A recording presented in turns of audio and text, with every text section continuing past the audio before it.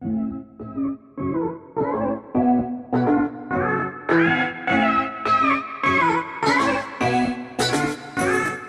here again, Justin Scott, doing our Rimor Campus interviews. And here we have my friend, Matty Delphos, skater, crystal salesman, all around jack of all trades. You get me? So what we have right here today is interviewing the life of a skater. So basically what it means to be a skater for people who are interested and people to promote Brand Jamaica itself.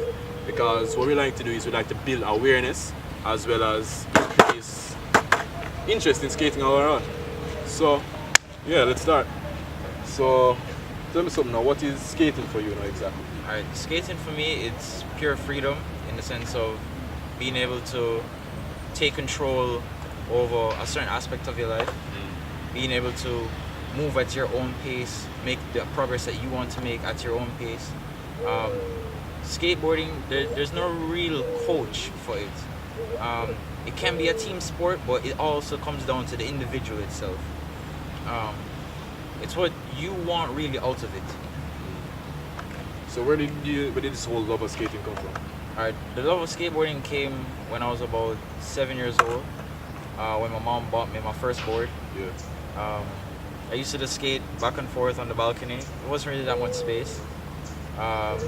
She taught me how to turn and push and pick up the board, but I couldn't really make any other progress other than that really. So after that though? It wasn't until I moved here in Kingston when I was around 13. Shortly after, when I turned 16, I went back to St. Mary and I found the board. And I tried to use the same board to pick up back. Out at all, did it? No, the board had become waterlogged and termites and all sorts of stuff. So, but you're really interested in it, so you went out, got yourself a brand new board. Yeah, I went out and got a board out here in Jamaica. It wasn't the best board. Like it was a really bad board. But like with a Mega Man board. Yeah, yeah. I was that desperate to actually pick up back skateboarding. But the interest was definitely there. So, yeah. And then eventually I went out and bought my first board. And moved on from there. As opposed to now where we actually have a skate shop in Jamaica, right? Yeah, we have a skate shop in Jamaica now. It's off Malines Road by Pete's Restaurant and Bakery. Okay. It's the plaza next door to it, shop number 13, Skateboard Palace. So like, what about the price? That sort of thing. What about the quality of the boards? The quality is really good. It's up there. A few new models, a few old models. They have skateboards, longboards. They have trucks, wheels, bearings, all the parts that you need to customize your own skateboard, if anything. So that's the only skateboarding shop in Jamaica, right? The only one that I know of, yeah. The one we know of.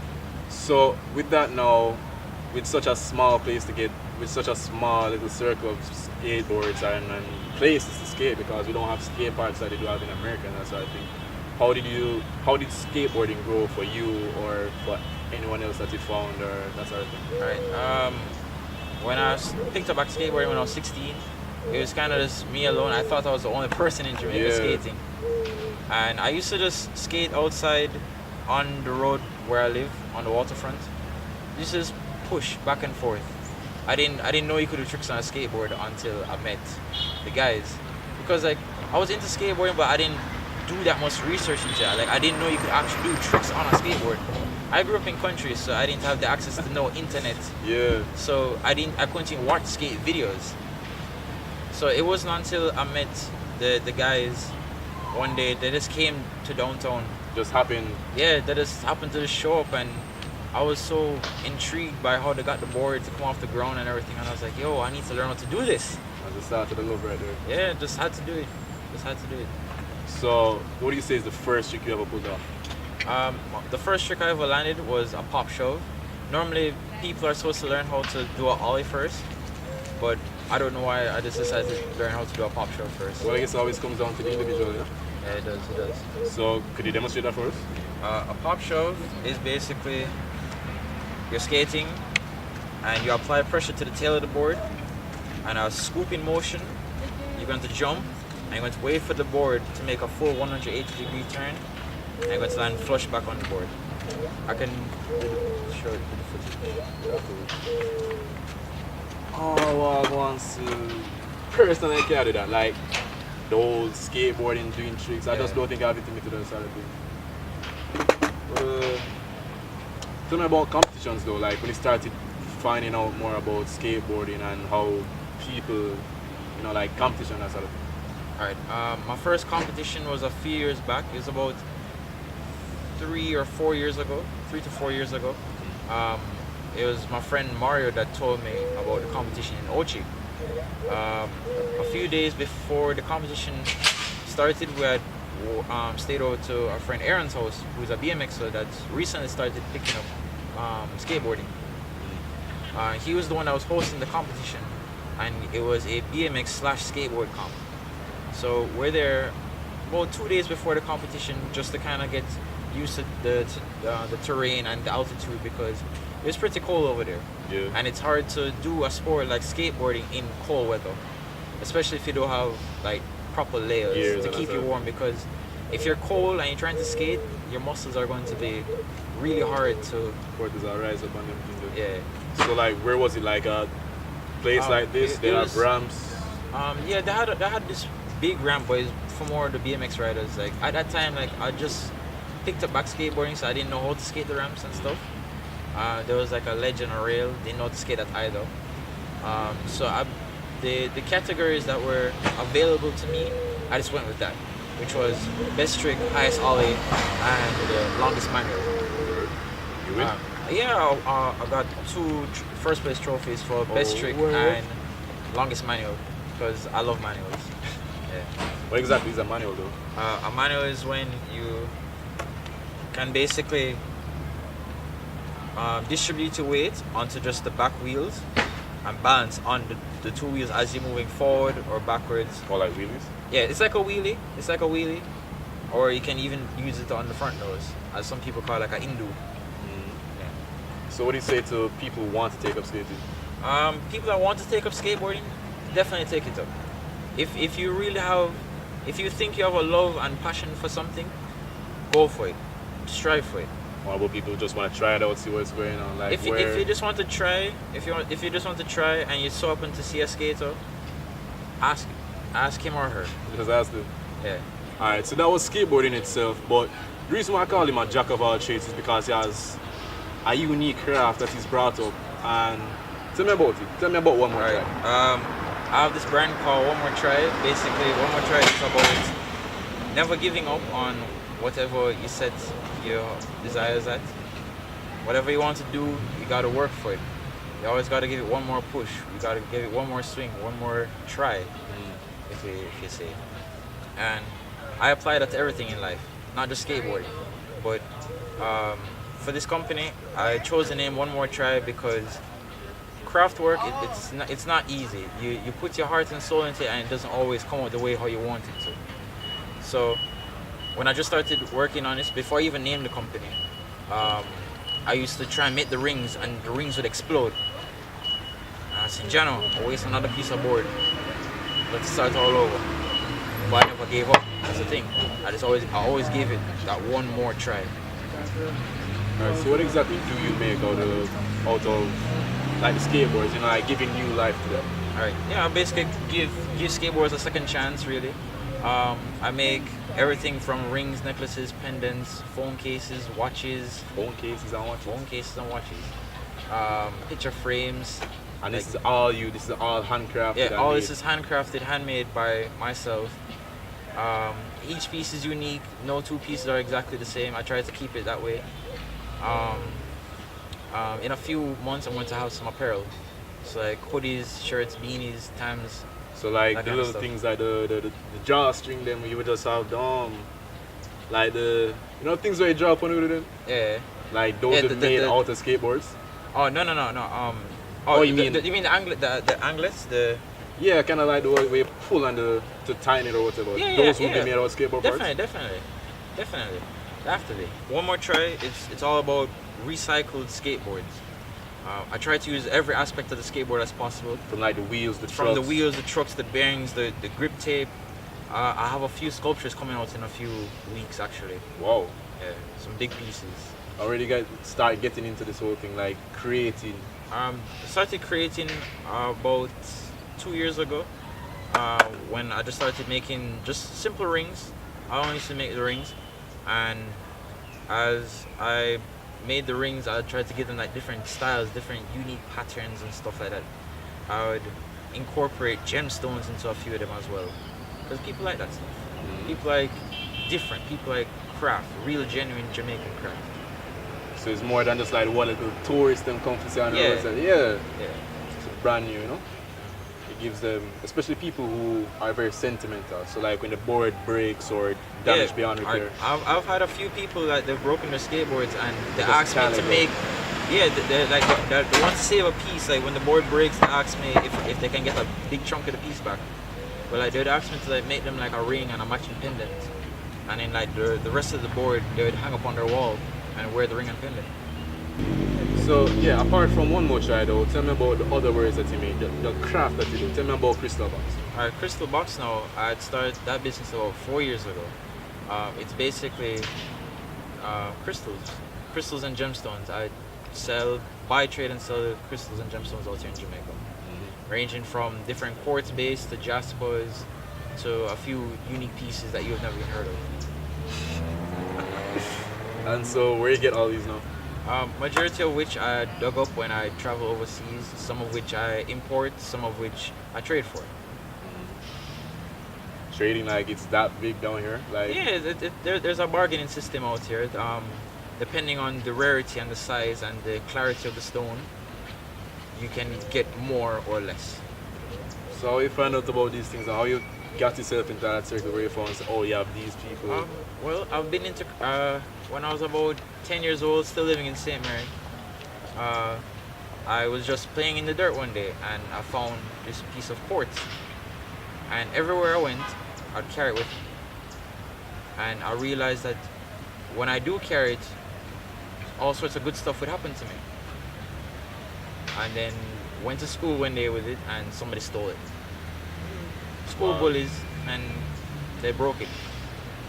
And after that I stopped carrying the remains of it and some bad stuff happened. Just wanted some more, you wanted? Yeah, I really wanted to know what it was. By the time, as I said, didn't have internet. You're just like a rocket found in the dirt. Yeah, and I thought it was just a good luck charm. It was until I finished high school and I told myself that I didn't want a 9 to 5. Yeah. I don't like the idea of working for somebody. I'd rather work with somebody. I'd rather it be more of a partnership than me working constantly so that somebody else can make money. You want to work for yourself. I want to work for myself. I like being independent. I like being my own boss. I like waking up when I want to wake up and going to sleep when I want to sleep. Yeah, that is you. So I guess that's safe to say you believe in the little things that is ascribed to each crystal, like what it brings out with you. The metaphysical properties, yes. I've been studying them for about the past 4 years now. It was until I had gotten my hands on a few pieces that I had imported first. And then what I would do is I would sit down, meditate with them, try and feel where it corresponds with the body, what kind of energy it gives off it. If it's a stone that helps raise my energy, makes me feel a lot more assertive and confident with myself, or if it's a stone that makes me feel calmer and more in tune with my love and self. So you find that's accurate with the meanings ascribed to them? Majority of the times when I do later on look them up based on, because the way how I look them up, I would look them up based on color and the texture of the stone itself, and I would compare it to the research that I've done upon myself. So it's not like I'm just taking this word from out. Whatever I read is what it is. I have to sit down and figure it out on my own. Feel it for myself. Gotta feel it for myself. What about what you have on now? Right now I have on Shungite, which is a meteor from Russia. It's indigenous to Russia. I got this imported a few months ago. It's finished now. I got a clear quartz point that my friend Rush got me when he went up to San Francisco. I wrapped it up in some copper. I also got 2 other pieces. A citrine that I dug up while I was in Mexico, and a green adventurine, which I traded for. Alright. And the bracelet? Citrine and moss agate and red tiger's eye. So do you wear them according to how you feel in the morning, or or what you want to bring out into yourself that specific day? What I want to bring out to this specific day, but majority of the times I wear the same things over. I may make the one or two different changes. I may take off something, or I may add on something else. Alright, so tell me about when skating just started out. Like you said, you thought you were the only skater at that time. So I know it's a very small circle. So when you guys just started skating, you told me about waterfront, but where else though? Alright, when we just started skating, it was just mostly waterfront. The guys would come over almost every Sunday. Like I'd look forward to them. Like I would be there before they are. I'd probably be warmed up already, trying to work on new tricks and stuff. So, like it's kind of like a show and tell. Every like Sunday. after school club. Yeah, like every Sunday, like I'll try to like learn a new trick or like different freestyles. Like back then, I used to do freestyle tricks. Like I used to jump off the board, grab it, and that kind of stuff, which I don't really do now. No, a lot more. Yeah, a lot more actual modern day skateboarding tricks. So, other than downtown on the waterfront, we would skate Spanish Town, Halfway Tree, Papine, UE, UTEC, Jacks Hill, down Paddington Road, like with Bomb Hills, Jacks Hill, Cherry Hill. We'd do it all. So like when you guys skating, you have some people just randomly come up to you and say, "Yo, where can I get into this?" What's the general reaction from outsiders, like when they see you guys? Alright, majority of people will be like, "Yo, give it something." Yeah, do just something. do something. Do something. Yeah. A Jamaican style and a boost man and say, "Yeah man, give you a trick now man." Yeah, especially when you're going like at some ridiculous fast speed that even like in your mind you say, yo, if I even try to do anything right now, I'm going to get really hurt. Start to boost it, don't it? Yeah, them just suffraging you, like boost you for no reason. So yeah, but like people generally like walk up to you guys, introduce and say, "Oh, how can I get into this? How can I start?" Like, yeah, you have the new one or additions. two. Yeah, you have the one or two people that ask how much is for a skateboard. Where do you guys skate here often? Like questions like that. Yeah, we get them a lot, pretty often. all right. So the skaters though are like, is it organized? For example, like you said, the guys are like one group of skaters or several, or you guys all come together and skate together. Well, you have several groups. Some people tend to like kind of stick to the skaters that are within their community, like the guys in Bull Bay. You got Shaman, Ivor. Those guys are from Bull Bay. They skate in Bull Bay. I like skating in Bull Bay.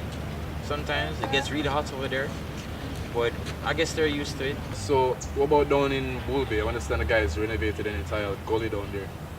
Yeah, it's basically a gully that was not finished being constructed.